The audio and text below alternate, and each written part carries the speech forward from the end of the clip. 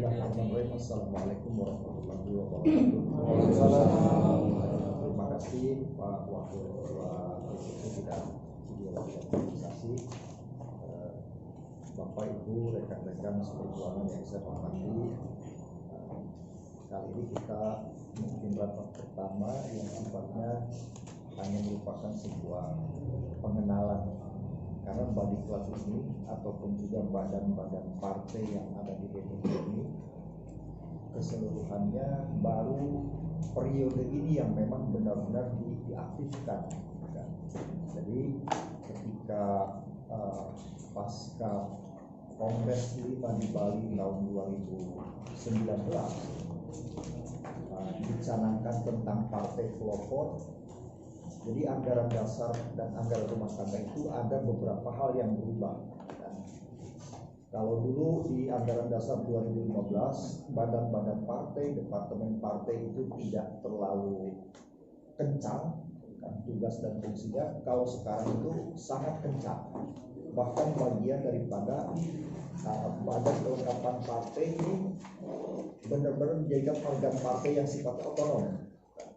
Makanya dia memiliki kerangka kerja, memiliki program yang memang merancang sendiri. Jadi DPC ini nanti hanya sifatnya koordinatif saja. Kita menyediakan program untuk pelatihan seperti apa, Baguna juga sama, BSPN juga sama, BPEK juga sama. Nanti DPC ini yang memberikan evaluasi ataupun arahan sejauh mana program-program badan ini berjalan untuk pemenangan partai di 2024. Jadi tujuan akhirnya ke sana, endingnya ke sana.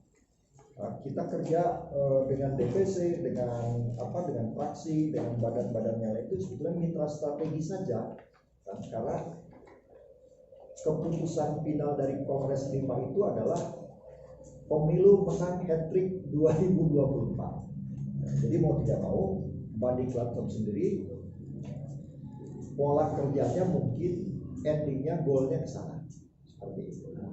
Hanya kemarin setelah kami bertiga, Pak Kepala, saya dan juga Pak Bendahara hadir dengan Pak Wakil Ketua Bidang di workshop manajemen pendidikan partai. Ini ada beberapa jadwal yang sebetulnya sudah di-share oleh Pak Kepala di grup ya, tentang tahapan-tahapan yang akan kita jelang di permulaan kita menjabat ini. Yang pertama itu adalah ada TOT untuk guru kader. Itu di tanggal 1 sampai dengan 3 Oktober. Jadi kita diminta untuk mengusulkan minimal 4 orang yang terkualifikasi sudah menjadi peserta ataupun lulus pendidikan kader media yang harus dikirimkan ke Badiklatda untuk digembleng kembali supaya ada penyegaran. Nanti dari guru kader inilah nanti yang akan menjadi aset Badiklatda untuk melaksanakan kegiatan-kegiatan pendidikan dan pelatihan di kabupaten.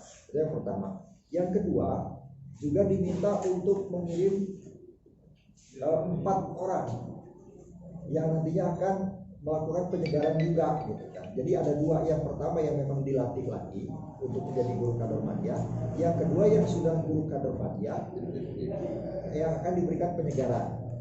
Jadi minimal targetnya setiap DPC itu memiliki 8 orang guru kader sesuai dengan pembidangan masing-masing dari materi yang ada yang wajib disampaikan pada saat pendidikan kader.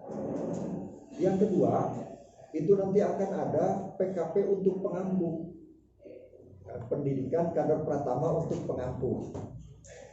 Jadi pengampu yang sekarang ditugaskan oleh DPD untuk turun ke dapil kecil, ya kan, memverifikasi dan memvalidasi struktur pengurus PAC, ranting dan anak ranting ini. Nanti setelah selesai penugasannya pada tanggal 8 Oktober itu akan dilakukan pendidikan kader pratama.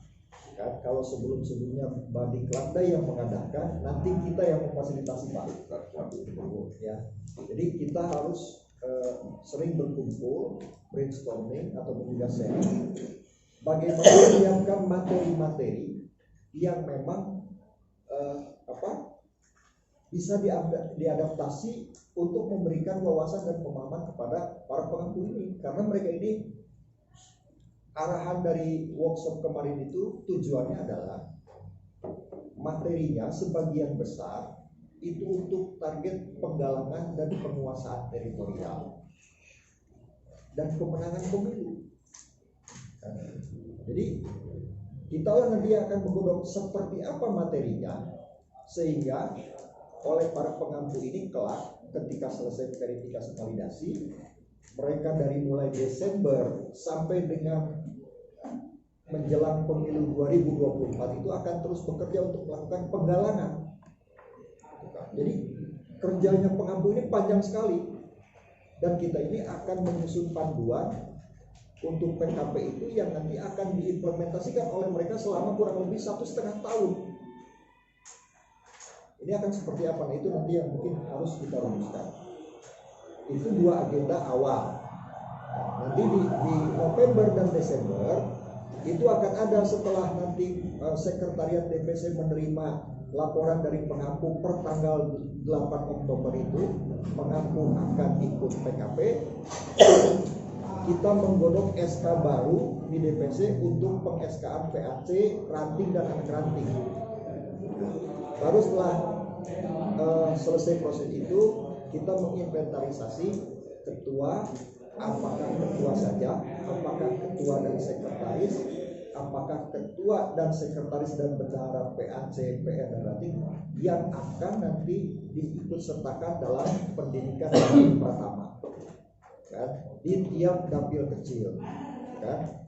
Kalau kemarin di workshop itu ya Pak Bendara ya, targetnya satu angkatan itu 100 orang, satu dapil itu, gitu kan, satu angkatan. Nah sekarang dengan pola Kabupaten Sukabumi yang luas wilayahnya 47 kecamatan, 186 desa kelurahan, 1.157 dusun, kan? Berarti kalau misalnya diambil satu saja itu kurang lebih ada hampir 2.000 orang yang harus kita didik. Idealnya, kalau menurut DPD itu idealnya, kan?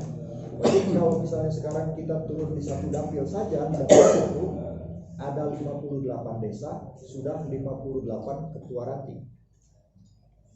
Ada 6 kecamatan, berarti sudah ada 6 ketua PAC. Ditambah di sana ada sekitar 580 anak ranting, berarti 580 orang. Kalau per kali KKP saja 100 orang, berarti kita harus mendidik minimal di situ 6 angkatan. 6 kali, kan? Idealnya begitu. Tapi nanti kemarin saya sudah berbicara dengan Pak Kepala, sudah Pak Kepala sudah meminta arahan dari Pak Ketua. Nanti kita akan formulasikan bagaimana supaya ada konsep yang lebih sederhana, lebih murah meriah, karena nanti titik beban yang akan membiayai salah satunya adalah para pengampu, kan? Selain DPC dan fraksi. Jadi kita nanti akan menunggu kebijakan anggaran dari pemerintah akan seperti apa, gitu kan, untuk partai ini. Karena ada konsep gotong royong seperti itu pengampu lah. Seperti itu. Nah itu tiga agenda utama kita sampai dengan akhir tahun ini, karena di tahun 2022 kita pasti akan lain lagi konsepnya, berhubungan dengan kaitan dengan tugas pemenangan pemilu nantinya misalnya. Jadi kita fokus di 3 agenda awal ini yang memang cukup berat, dan mudah-mudahan kita mendapatkan support yang cukup baik dari fraksi, pengampu maupun juga dari DPC. Baik itu rekan-rekan, yang pertama tentang agenda awal. Yang kedua